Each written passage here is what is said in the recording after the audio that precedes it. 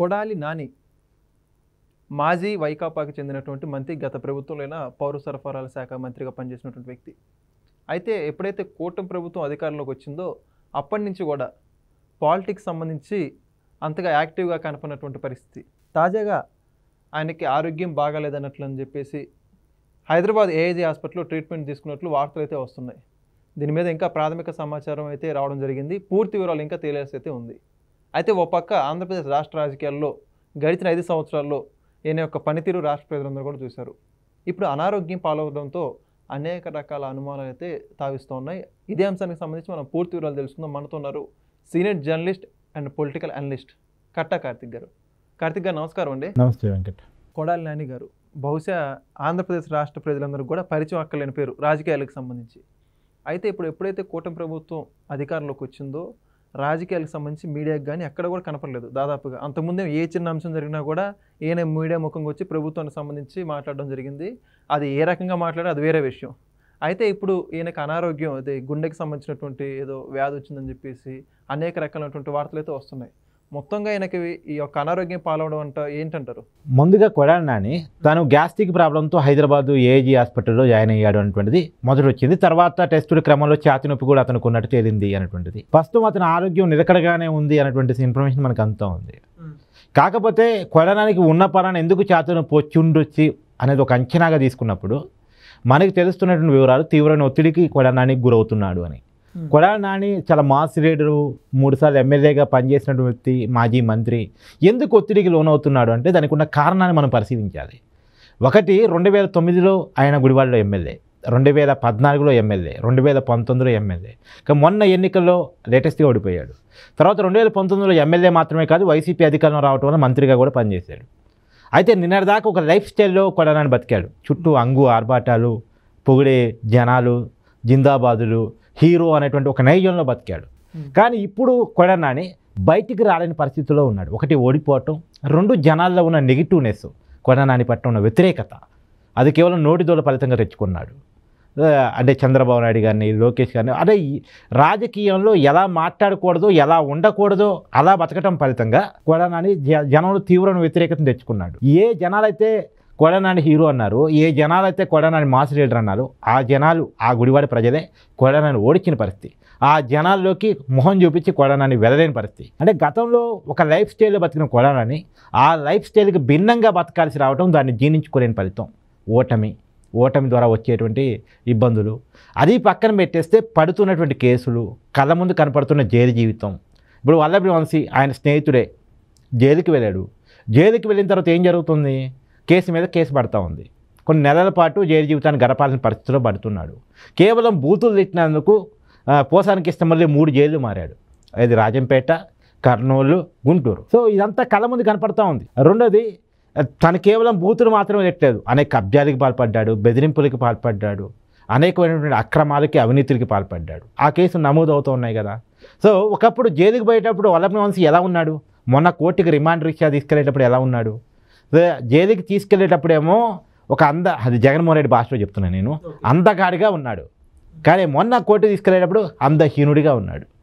కాబట్టి ఇవన్నీ మనం ఎలా చూస్తామో కొడాలి నాని కూడా అలా చూస్తాడు కదా. ఒకప్పుడు అందంగా ఉన్నాడు, ఇలా దీనంగా తయారయ్యాడు అంటే దానికి కారణం జైలు జీవితం పడకపోవటం కదా, జైలు జీవితానికి ఆ బాడీ సెట్ కాకపోవటం కదా.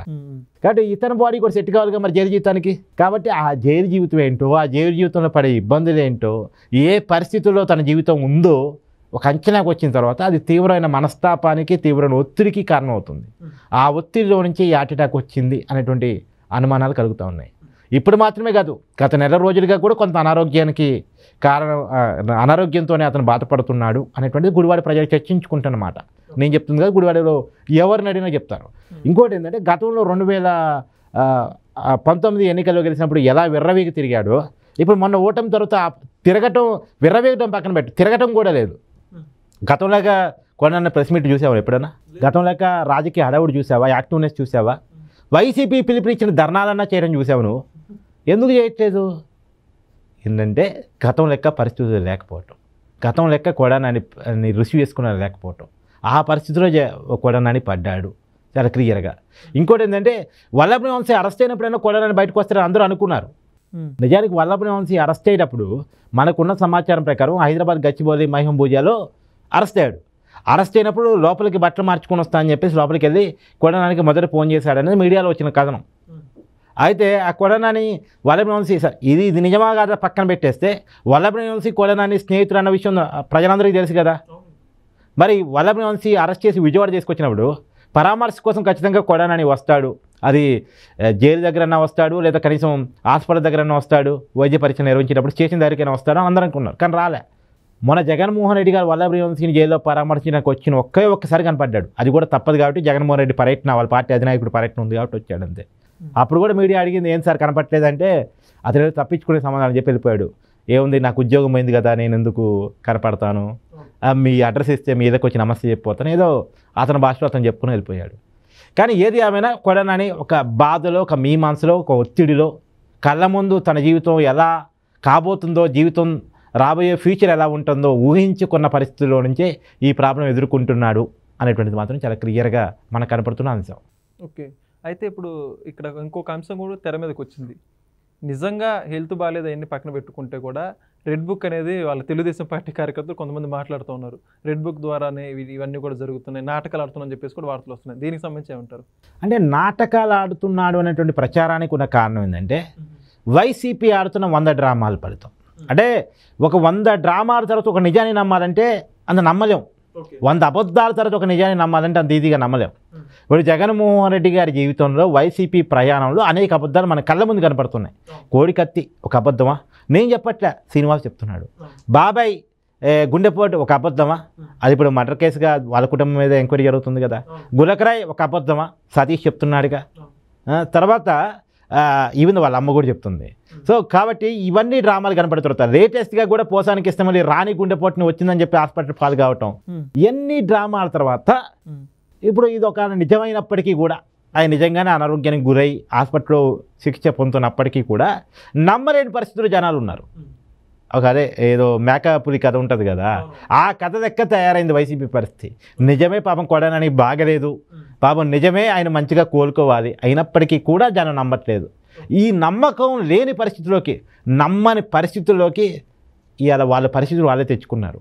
సహజంగా హాస్పిటల్ పాలైతే రాజకీయాలకు అతీతంగా జాలి వస్తుంది, దయ వస్తుంది. మన వాళ్ళు సెంటిమెంటల్ పూల్స్ అంటారు, ఏదో ఠాగూర్ సినిమాలో ప్రకాశ్ రావు చెప్తాడు, మన వాళ్ళంతా సెంటిమెంటల్ పూల్స్ అండి, ఎమోషనల్గా కనెక్ట్ అవుతారు. ఈవెన్ దో అవినీతి కేసులు అరెస్ట్ అయినా ఏమోలే పాపం అంటారు. కానీ ఇప్పుడు కొడానాని హాస్పిటల్లో ఉన్నాడు, వల్లభనేని వంశీ జైల్లో ఉన్నాడు. అయ్యో పాపం అనే వాళ్ళు ఎంతమంది చెప్పు? పోసానికి ఇష్టమని అరెస్ట్ అయితే సినిమా ఇండస్ట్రీ నుంచి స్పందించిన ఒక్కరి పేరు చెప్పు. ఎందుకు వీళ్ళకి సింపతి రావట్లే? కనీసం అయ్యో పాపం అనేవాళ్ళు లేకుండా పోతున్నాడు. వీళ్ళు చేసిన పనులు అట్టున్నాయి. కానీ ఏది ఏమైనా ఒక్కటి మాత్రం గుర్తుపెట్టుకోవాలి, రేపు రాజకీయాల్లో ఉందాం అనుకునే వాళ్ళు, రాజకీయాల్లో జీవితకాలం గడుపుదాం అనుకునే వాళ్ళు, జీవితంలో అధికారం ఎవరికి శాస్త్రం కాదు, పదవి ఎవరికి శాస్త్రం కాదు. అధికారంలో ఉన్నప్పుడు, పదవిలో ఉన్నప్పుడు ఒళ్ళు దగ్గర పెట్టుకొని పద్ధతిగా రాజకీయాలు చేస్తేనే, ప్రజాస్వామ్యబద్ధంగా రాజకీయాలు చేస్తేనే విలువ ఉంటుంది. రేపు అరెస్ట్ అయ్యే పరిస్థితి వచ్చినా, జైలు జీవితం చూడాల్సిన పరిస్థితి వచ్చినా ప్రజల్లో సింపతి వస్తుంది. అంతేగాని ఇష్టం వచ్చినట్టు ప్రవర్తిస్తే రాదు అనేటువంటిది. ఇప్పుడు చంద్రబాబు నాయుడు గారు అరెస్ట్ అయ్యారబ్బా, ఆయన 74 ఏళ్ళ వయసులో అరెస్ట్ అయ్యాడు. ఇతను యంగ్ ఫెలో అని చెప్పుకుంటుంటాడుగా తనకు తను. ఆయన ముసలోడు నేను యంగ్ అని చెప్పుకుంటా ఉంటాడుగా. మరి యంగ్ ఫెలో అరెస్ట్ అనగానే హాస్పిటల్ పాలయ్యాడు. చంద్రబాబు నాయుడు గారు చాలా ధైర్యంగా జైలు జీవితాన్ని ఎదుర్కొన్నాడు. పైగా జనమంతా పాపం అయ్యో పాపం చంద్రబాబు గారు అరెస్ట్ అయ్యారా, ఏంటి ఏమవుతుంది అనేటువంటి పరిస్థితుల్లో ఆ తీర్పు మన ఎన్నికల్లో చూసాంగా మనం. కాబట్టి జైలు జీవితాన్ని ఎదుర్కోవడానికైనా, నెగిటివ్ పరిస్థితిని ఎదుర్కోవడానికైనా ఒక హీరోయిజం కావాలి. ఆ హీరోయిజం కొడానానిలో వల్లభనేని వంశీలో లేదు. వీళ్ళు మేకవన్న పులి అని చెప్పుకుంటూ ఉంటారు, పులితోలు కప్పుకొని ఉంటారు. వీళ్ళు మేకలు, వీళ్ళు భయంలో భ్రాంతిలో బతుకుతూ ఉంటారు. వీళ్ళు పుల్లు సింహాలను పిలిపించుకుంటారు, కానీ వీళ్ళు పిల్లులు మేకలు, పిల్లులు ఎలకలు ఒక రకంగా చెప్పాలంటే. ఎందుకంటే నెగిటివ్ పరిస్థితులు ఉన్నప్పటికీ కూడా దాన్ని ఎదుర్కోగలిగే కెపాసిటీ ఉన్నోడు హీరో. కానీ ఆ పరిస్థితులు ఇలా వీళ్ళు లేరు. కానీ ఏదేమైనా సరే నేను బలంగా కోరుకుంటున్నాను, కొడానాని గారు అనారోగ్యంతో హాస్పిటల్ పాలయ్యారు కాబట్టి ఆయన తొందరగా కోరుకొని బయటికి రావాలి. సరే కేసులు అరెస్టులు అంటారు, అవి చట్టపరంగా ఎదుర్కోవాల్సింది, దాన్ని ఏమీ కాదని నేను. కానీ ఆయన తొందరగా కోరుకోవాలని మాత్రం కోరుకుంటా. Thank you. Please subscribe to Leo news for more videos.